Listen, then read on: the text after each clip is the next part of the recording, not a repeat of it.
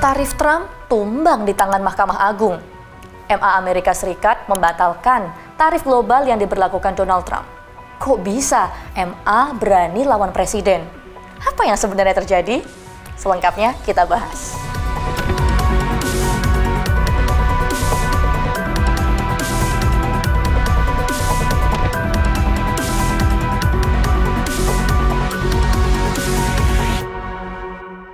Mahkamah Agung Amerika Serikat dalam putusan 6-3 menyatakan sebagian besar tarif Trump tidak sah secara hukum. Ini bukan cuma soal perdagangan, ini soal batas kekuasaan presiden.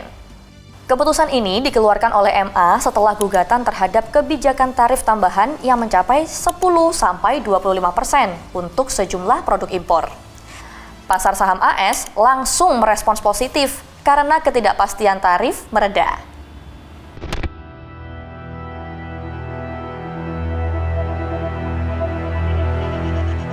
Trump memakai undang-undang darurat ekonomi untuk menetapkan tarif itu.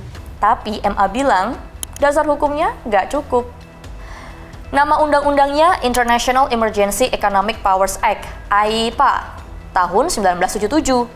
Memang ngasih presiden kewenangan membatasi transaksi saat darurat nasional. Tapi aturan itu nggak secara eksplisit menyebut kewenangan menetapkan tarif massal. Sementara Konstitusi AS Pasal 1 Bagian 8 menempatkan kewenangan pajak dan tarif di tangan Kongres. Sederhananya, tarif adalah pungutan. Pungutan adalah wilayah legislatif. Presiden, si eksekutif, nggak bisa ambil alih tanpa mandat yang jelas.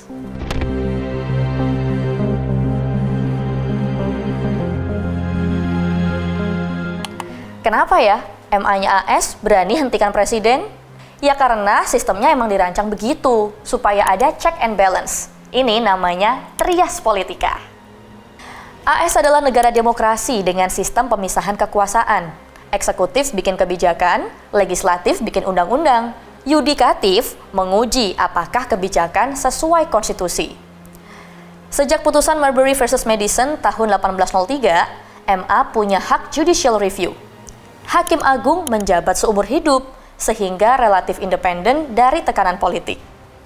Artinya, bahkan selevel presiden pun bisa dikoreksi jika dianggap melampaui kewenangan.